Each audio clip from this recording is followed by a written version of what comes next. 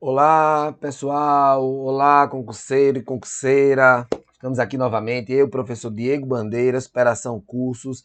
Vamos embora, vamos lá dar continuidade aqui aos nossos estudos. Você está se preparando, se prepare cada vez mais, estude, se dedique e você vai conseguir sim, com êxito, com louvor, o seu grande sonho, que é entrar para a Polícia Militar do Estado de Pernambuco. Vamos embora, que hoje a aula é sobre a questão colonial. Não é? Nós vamos trabalhar aqui a abordagem, né, sobre o Brasil colonial e, no caso em específico, Pernambuco colonial.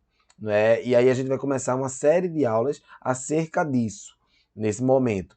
Então, começando aqui, é importante a gente lembrar que até então trabalhamos os povos indígenas, as relações deles socioculturais, né, os seus aspectos, a pré-história e tudo mais. Aí agora a gente chega para a colonização. É importante lembrar que Portugal colonizou o Brasil, né?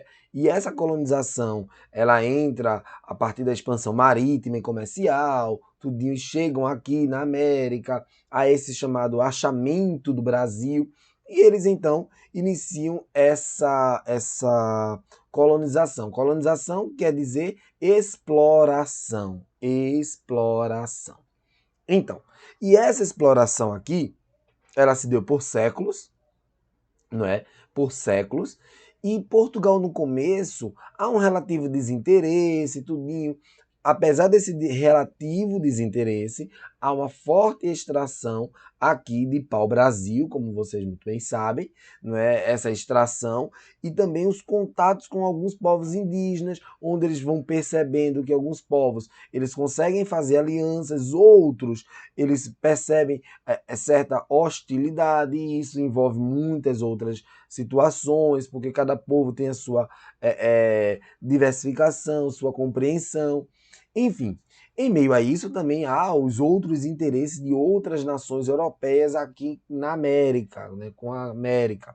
E é justamente o que eu estou falando, assim, estamos falando de ingleses, de franceses, de holandeses, que também passam a se interessar, tudo nesse contexto aí. Então, nesse contexto é que Portugal vai tentar buscar essa efetivação da colonização. Não vai querer mais apenas um processo de extração, de comércio ali e acolá. Ele vai querer efetivar. E a busca por essa efetivação aí, para impedir invasões, né, de fato gerar alguma riqueza mais consistente, né, uma espécie de especiaria. E aí, em meio a diversas situações, Portugal resolveu, de fato, colonizar o Brasil e iniciar uma administração. Nesse contexto de iniciar uma administração, Portugal escolheu, né, um modelo que ele já usava, que a coroa portuguesa já usava em algumas outras colônias dele, né, como Cabo Verde, Açores, e acaba colocando essa administração para o Brasil. Eu me refiro às capitanias hereditárias, né? Me refiro às capitanias hereditárias, né? E deixa eu colocar aqui para vocês na tela, certo? Vamos começando. Então, me refiro às capitanias hereditárias, não é? Olha aí, observem bem a tela de vocês. Esse é um sistema aqui que é importante a gente lembrar que Portugal já tinha realizado isso aqui com muita assertividade, né, para eles. Conseguiram fazer uma coisa bem feita na visão europeia, né, a visão deles, lá em outros locais, em outras colônias, e resolveram fazer a mesma coisa aqui a partir de 1534 com Dom João III. E resolveram, então, dividir o que eles chamavam de América Portuguesa mediante o Tratado de Tordesilhas, lembrando que o Tratado de Tordesilhas era um tratado bilateral, né, assim, entre Portugal e Espanha apenas, onde eles dividiram essa América, onde a partir do seu achamento, né, e para que eles pudessem somente os dois explorar. E aí foi criado o Tratado de Tordesilhas, e essa parte da América Portuguesa Portugal resolveu dividir ela e iniciar uma espécie assim de capitania, que é uma espécie como se fosse uma privatização, mais ou menos isso. Dividir essa terra doa ela a alguém, alguém vai poder administrar, vai ter direitos e deveres, né? E aí, assim, em meio a esses direitos e deveres, essas pessoas têm aí algumas obrigações, né, que são esses deveres, que é justamente de ocupar, de povoar essa terra, impedir que outros invadam, enfim, ele divide essa terra aqui, né, em 15 lotes, 14 capitanias e 12 capitães donatários. E aí, no nosso caso em específico, nós estamos falando principalmente aqui, né, de Pernambuco. Pernambuco, imortal, imortal.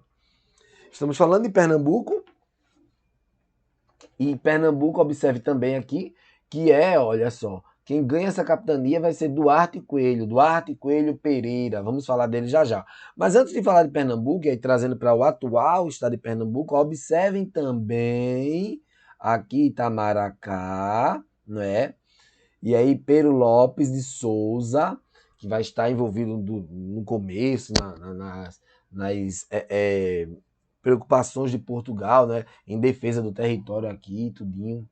Então, observemos inicialmente isso aqui, né, essa criação das capitanias hereditárias, né? Quem é esse capitão donatário? O capitão donatário é aquele que vai receber a capitania hereditária e ele é uma pessoa que tem alguma posse. Ele não é uma pessoa comum, ele não é uma pessoa assim, do nada. Não, ele tem alguma posse, ele fez alguma coisa. Provavelmente ele é da nobreza, mais especificamente da baixa nobreza, que ganhou algum dinheiro e que pode vir a investir esse dinheiro aqui, né? No caso aqui do Brasil. Então, é mais ou menos nesse cenário todo que a coroa portuguesa, através de Dom João III, ele vai fazer essas doações. Essas doações através de 2 documentos, né, a carta de doação e o foral, já vou explicar isso aqui. E no caso em específico de Pernambuco, quem vai receber essa capitania hereditária vai ser o Duarte Coelho Pereira, né? Quem é Duarte Coelho Pereira? Quem é este homem que vai receber essa capitania? E essas capitanias, o que é que vai ter? Porque se fala muito assim, capitanias hereditárias elas não deram certo. Então, o que é não dar certo? O objetivo era ocupar o território, povoar o território, investir e tirar alguma lucratividade, claro. Então, aí se fala muito que Pernambuco e São Vicente lucraram. Tá, ok. Deu certo, deu certo. Prosperaram. Mas não só Pernambuco e São Vicente. Outras capitanias também vão ter uma ocupação, né? De algum modo vai dar certo, mas de fato as que mais lucraram, as que mais prosperaram, vejam, estou dizendo mais, e não unicamente, foi Pernambuco e São Vicente, né? Então, é importante a gente analisar esse lado também, né? Tem o Ceará, tem o Maranhão, ok? E aí a gente foca novamente em Pernambuco. Pernambuco, imortal, imortal. Vamos lá? Eu quero todo mundo muito dedicado no que a gente vai abordar hoje, né? Aqui.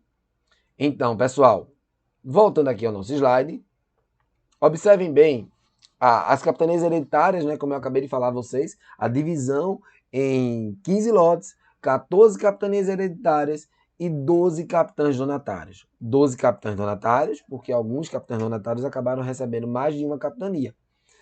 E no caso de Duarte Coelho Pereira, ele vai receber uma capitania, mas também que capitania é esta, né? É a capitania de Pernambuco. Esta aqui, né, que a gente acabou de falar, né? A capitania de Pernambuco, aqui. Deixa eu marcar novamente. Pernambuco. É exatamente esta. Então, essa capitania aqui, de alguma forma, também é próximo, né? Não é tão distante quanto a de São Vicente, aqui embaixo, né? Que Martim Afonso de Souza vai receber. Ela é mais próxima à Europa, né? Assim como essas daqui tudinho. Maranhão, Ceará, Rio Grande, Itamaracá. Então ela é próxima. E é nesse contexto de ser próxima que isso também vai ajudar, né? Essa capitania quem recebe é o Duarte Coelho Pereira. E como eu disse a vocês, quem é Duarte Coelho Pereira? Duarte Coelho Pereira, ele é justamente aqui um fidalgo. Fidalgo, filho de algo, filho de alguém. Trocando em miúdos, ele é um nobre. Ele é um nobre. Acredita-se, até hoje se discute muito essa questão da ancestralidade do próprio Duarte Coelho Pereira, né? De que família, de fato, né? Como é essa questão da nobreza dele. Isso é sempre falado, né? Sempre discutido. O fato é que ele era um nobre. É um fato que ele também é militar, não é? E que ele ajudou muito Portugal na empreitada da colonização, seja para as Índias, seja para trazer mercadorias, né, vigiar, seja para acumular riqueza nas Índias, enfim, ele vai ter negócios, muitos negócios nessa questão marítima, e ele vai cada vez mais crescendo, vai ter muita lucratividade em seus negócios com as colônias, com quem Portugal estava negociando no começo do século XVI. Acredita-se, inclusive, também que ele tem algum tipo de parentesco com o rei, mas, independentemente de ter parentesco ou não, ele tinha uma proximidade, uma confiabilidade do rei. Não é? Ele fez fortuna, o rei doou a ele, assim como a tantos outros, uma capitania hereditária, e esta capitania hereditária ele vai vir para cá, essa doação em 1534, e em 1535 ele vem já, o Duarte Coelho Pereira, vem com sua esposa, a Brits, vem com o cunhado, né, o Jerônimo de Albuquerque, esse nome aí é bem interessante, bem importante falar, vai ser o Capitão Mor aqui, e vai estar em muitas outras, envolvido em muitas lutas aqui, defendendo os interesses da coroa portuguesa. Então, o Duarte Coelho chega, né, vem a Pernambuco, ele é um homem afortunado, repito mais uma vez, um fidalgo, não é? Ele vem a Pernambuco, chega aqui, e ele, claro, ele vem através, né, ele ganhou essa posse, através de dois documentos que a gente tem aqui para que vocês possam observar, a carta de doação, não é? A carta de doação, ficou, era uma linha, né? Mas não ficou uma linha, né? Ficou assim, um do lado. E o foral. Esse aqui eu vou tentar circular. E o foral. Carta de doação e foral. Qual é a diferença? Vamos lá. Carta de doação é o documento no qual é tipo assim uma certidão. É o documento no qual a coroa portuguesa está doando a ele, não é a certidão de algo seu. É um documento, uma posse, é o título de posse. Olha, você é dono da capitania de Pernambuco, tome. E o que é o foral? O foral são os direitos e deveres, as regras do jogo. Por exemplo, ele tem o direito de escravizar indígenas, não é? Ele tem o direito de explorar a terra, ele tem o dever, não é, de, por exemplo, iniciar a evangelização dessas pessoas. Atenção a esse ponto. Ele tem o direito, o dever também de vigiar, de ocupar essa terra, de cultivar cana de açúcar. Esse é um ponto também muito importante. A coroa portuguesa obrigou o cultivo da cana de açúcar, ela tinha trazido mudas para cá. Vale também ressaltar que a cana de açúcar não é originária dessa terra aqui da América, era uma especiaria trazida para cá, e aqui ela deu super certo em virtude de diversos fatores: clima, solo, vegetação. Então, ele tem direitos e deveres, carta de doação e o foral, certo? E ele vem com esses documentos, chega aqui, né, e assume a capitania de Pernambuco. Essa capitania de Pernambuco, é claro que ele vai ter profundas dificuldades em poder administrar, né? Não vai ser nada fácil. E aí a gente vai contar logo uma coisa. Eu vou falar logo um pouco de trás para frente nisso. Ele vai ter dinheiro. Dinheiro, dinheiro. Ele vai conseguir fazer grandes investimentos aqui na capitania. E isso vai ser um fator fundamental, extremamente importante para a sua consolidação, né? Bem, nesse caso aqui, deixa eu voltar aqui com vocês. Quando Duarte Coelho chega aqui, ele vem com sua família, chega a Pernambuco, ali por perto do Canal de Santa Cruz, ali em Igaraçu, né, na cidade de Igaraçu, ele chega, e quando ele chega, ele vai logo instituir ali, naquela região, né, uma marca, né, para dividir território entre Pernambuco e Itamaracá.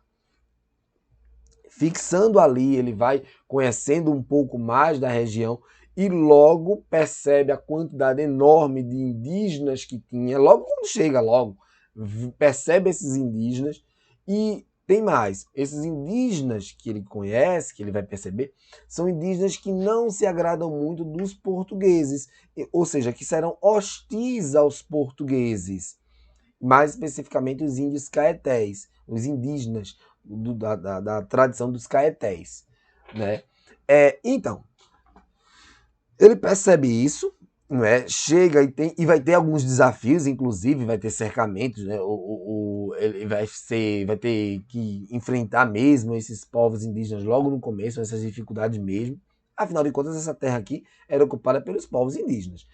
Já se tinha aqui algumas atividades, inclusive algumas feitorias, da extração do pau-brasil, extração, armazenamento e comércio da madeira do pau-brasil, já tinha aqui, né? A gente está falando de 1534, chegada dele em 1535. Eles estão explorando o pau-brasil desde 1500. Desde 1500. Então, Duarte Coelho chegou, vai ali instituir uma vila, não é? A vila de Igaraçu, não é? Olha o termo também aí ligado aos indígenas, Igaraçu. Ele institui a vila e também ordena a construção da igreja dos santos Cosme e Damião. Então, isso é um patrimônio. Quando nós falamos disso, nós estamos falando de patrimônio, pessoal. Deixa eu colocar aqui para vocês. Olha só, a igreja que está aqui ao canto, né? A igreja de Cosme, inclusive a igreja de Cosme e Damião, ela foi reaberta ao público, né? Fica aí a dica para vocês que não conhecem, que possam ir conhecer esse sítio histórico belíssimo, que é o sítio histórico de Igaraçu. Conheçam bem, conheçam de verdade, porque vale a pena. Vale a pena você conhecer o patrimônio, seja onde você more, busque conhecer a história. A história é um pertencimento, ela é sua, pertence à nossa ancestralidade, entendeu? Então, conheçam e conheçam também esse local aqui belíssimo, que é o sítio histórico de Igaraçu. Lá eu fui algumas vezes, é sempre muito bom, muito rico. E essa igreja acabou de ser restaurada e vale a pena, né, ir lá conhecer. Observe também, já que eu falei da igreja, essa igreja foi construída, iniciou a sua construção em 1535. É a igreja mais antiga, né, a igreja mais antiga do Brasil, a construída, né, a mais antiga do Brasil. Ela tem no estilo aí arquitetônico o barroco e o maneirismo. Observem bem a sua simplicidade, né, com frontão, a torre, né, torre única. E aí é uma igreja muito interessante mesmo de se conhecer. Estamos falando aí da primeira igreja do Brasil. E observe como Duarte Coelho ordena a construção da igreja. Isso é claro, é nítido.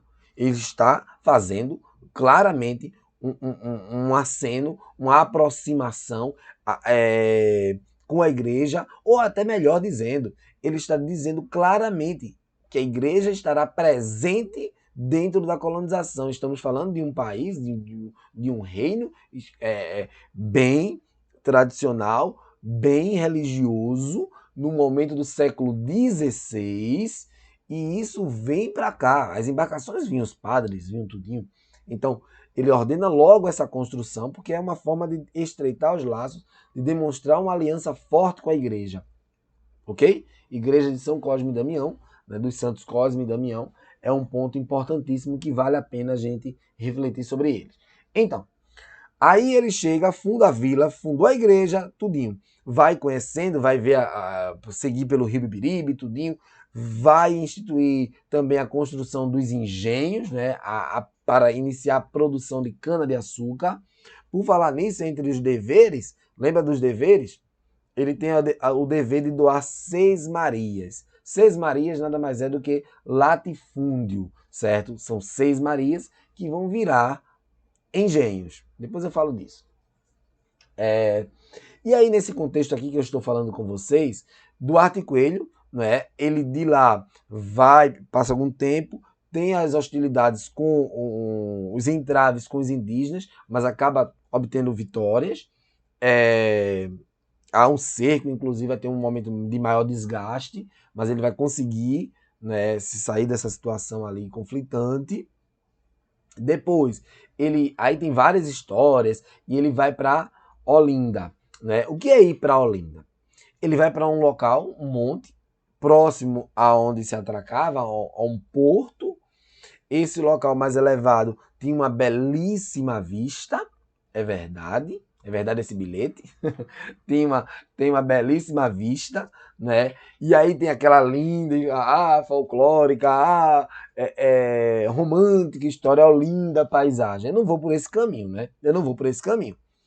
Eu vou pelo caminho seguinte, que estrategicamente, para ele era melhor, ali tinha um porto, ali tinha uma visão panóptica, né, uma visão importante, geral, onde ele poderia ali ter uma segurança maior. Também tem um pouco do modelo da estrutura de relevo, né, de Portugal, né, esses elevados aí, mais parecido. E aí eles então escolhem ficar nesse local onde vai ser denominado de Olinda, né? E que de fato, salve Olinda, Olinda linda. Então, fica em Olinda, não é? E em Olinda, a partir de 1537, é instituída a capital, né, como capital da capitania de Pernambuco. E assim vai ser, a Vila de Olinda. Já tínhamos a Vila de Igaraçu, agora a Vila de Olinda. E ele vai viver de quê? Como é que vai ter recurso? Como é que vai ser essa questão? Duarte Coelho Pereira vai focar no lucro do açúcar, vai focar no trabalho, na produção do açúcar, vai investir muito dinheiro. Ah, professor, mas o açúcar deu certo aqui por conta do solo massapê, né? O tropical úmido, o solo massapê, o clima tropical úmido, vegetação, litorânea, tudo isso. Isso é importante, é verdade, é sim, mas não é só isso. O importante de tudo é o dinheiro, o grande investimento que ele vai fazer para que isso venha a dar certo. Então ele não fica contente com a questão da extração do pau-brasil, do comércio, do lucro do pau-brasil, acha pouco isso. Afinal de contas, eles vêm para cá para fazer empreender algo muito maior, chega aqui, precisa lucrar. E aí qual é a obrigação? Cana-de-açúcar. Criar produção de cana-de-açúcar. Campos e campos e campos, desmatar e aí fazer esses canaviais, né? Construir, fazer esses canaviais, plantar e aí gerar esses canaviais. Deu tudo certo? Deu tudo certo. Portugueses vinham para cá e ele doava a esses portugueses, claro que vão pagar impostos, mas doavam a esses portugueses alguns lotes que vão ser chamados de Seis Marias, sim. E aí o dono da Seis Marias era o Seismeiro, que era dentre as obrigações que estava lá no foral. Foral, né? E aí dava a eles esse lote dentro da capitania. Ok, que era um latifúndio. E a obrigação era cultivar cana-de-açúcar. Ponto. E por que o nome muda para engenho? O nome muda para engenho por causa da máquina. A engenhoca. A máquina era o principal, né? A moenda. E aí, por conta disso, o local, em vez de ser chamado de Seis Marias, dentro da Seis Marias, o lugar mais importante era a engenhoca. Aí, com o passar do tempo, Seis Marias, da engenhoca, da engenhoca, da engenhoca, do engenho. E aí ficou o engenho. Engenho. E aí esses engenhos, né, começaram a produzir açúcar cada vez mais, e nós vamos falar mais ainda de açúcar em outro próximo bloco. E nisso ele começa a ter uma grande lucratividade, né? A capitania de Pernambuco dispara, eu considero ela a maior e mais próspera, mais lucrativa. Esse açúcar é de fato um ouro branco, né? Como eu coloquei aqui, olha, um ouro branco. Deixa eu tentar novamente. Eu estava olhando para baixo. O ouro branco, não é? Esse açúcar. Aí nós temos aqui, olha só como eu acabei de falar para vocês, a questão das seis Marias, certo? Eu estou falando desse termo aqui porque muita gente não conhece, que vai se transformar em engenhos, certo? E o açúcar vai gerar muitos lucros mesmo aqui nesse contexto todo.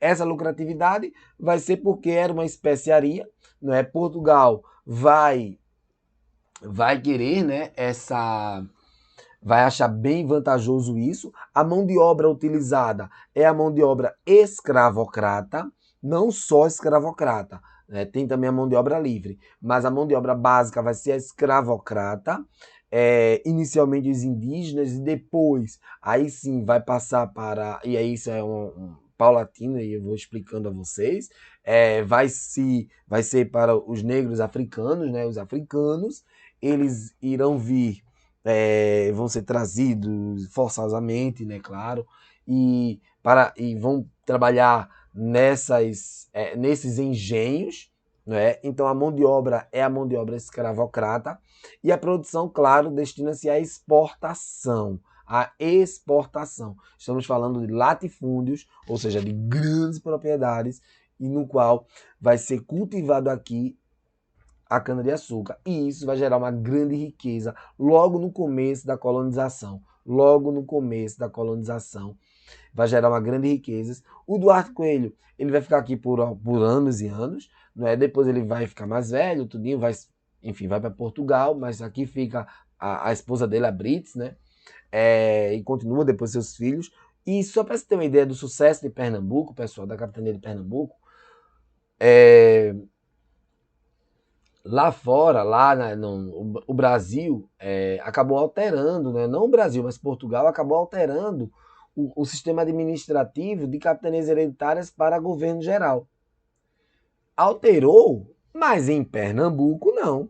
Em Pernambuco continuou capitanias hereditárias. Continuou a capitania de Pernambuco por muito mais tempo do que as demais capitanias, em virtude da proximidade, da confiança com, claro, o rei e principalmente do lucro que Pernambuco teve. A capitania de Pernambuco realmente deu muito lucro. E sobre isso, eu quero que agora a gente vá fazer uma questão. Vamos embora, vamos fazer aqui uma questão comigo? Vamos lá? Você aí está compreendendo bem direitinho? Esse é o início, né? A capitania de Pernambuco, a estruturação dela, repetindo, Igaraçu, a vila e a relação com a igreja. Daí, Olinda como sede administrativa, não é? Ali onde ele vai estar ali com sua família, organizando tudo, as relações conflituosas com os indígenas, a questão de escravização, inclusive dos indígenas, o trazer também aí, né, capturar, trazer forçosamente os negros africanos para serem escravizados, né, a escravização aqui na América, no caso América Portuguesa, no caso Brasil, capitania de Pernambuco, aqui, né? E esse grande lucro que vai ser o açúcar, né? Quase não sai, tanto o açúcar, né? O açúcar, e esse açúcar vai ser lucrativo por conta de vários fatores, como eu já disse, mas não podemos esquecer os investimentos, os grandes investimentos. Hoje em dia a historiografia trabalha muito isso. Tem o solo, tem o clima, a vegetação, proximidade com a Europa, tem tudo isso, mas tem os investimentos. Tem os grandes investimentos que o Duarte Coelho, que estava afortunado, fez na capitania, diferentemente de tantas outras que muita gente nem quis vir para cá, para a América, né? Por isso que o sistema de capitanias hereditárias também acabou não dando certo. Vamos lá para a questão, vamos lá, que eu sei que vocês estão querendo aí, desejosos pela questão. Vamos aqui chegar. Deixa eu escolher aqui uma questãozinha para a gente poder se divertir, né?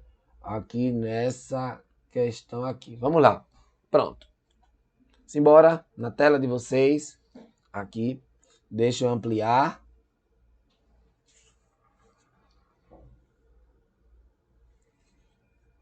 Leiam aí bem direitinho.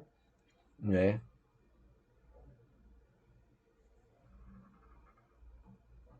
É sempre bom ler o texto como um todo. Um ponto que é importante aqui, deixa eu colocar aqui para vocês, é que a Duarte Coelho chamou a capitania, eu até coloquei no primeiro slide lá, Nova Lusitânia. Nova Lusitânia. Depois, aí sim, Pernambuco, que é um termo também indígena, né? A relação indígena tupi aí. Tem algumas interpretações sobre essa palavra, né? Buraco do mar, marco de buraco. Mas esse é o nome que vai ser utilizado aqui. Pernambuco, óbvio, é o nome que ficou. E no começo era Nova Lusitânia. Lusitânia, Luz, Nova Portugal. Ok? Vamos lá, questão de novo. Então, em relação ao primeiro século, ou seja, o começo da colonização, essa é uma questão da PM, né? Uma questão de concursos anteriores. E aí, assinala a alternativa correta. Qual alternativa você marcou aqui, hein? Marcou a letra A, a letra B, a letra C, a letra D. Ou a letra E. Como a sociedade era extremamente patriarcal, comando da capitania de Pernambuco, quando, da ausência de Duarte Coelho, ficava sob a responsabilidade de seu cunhado.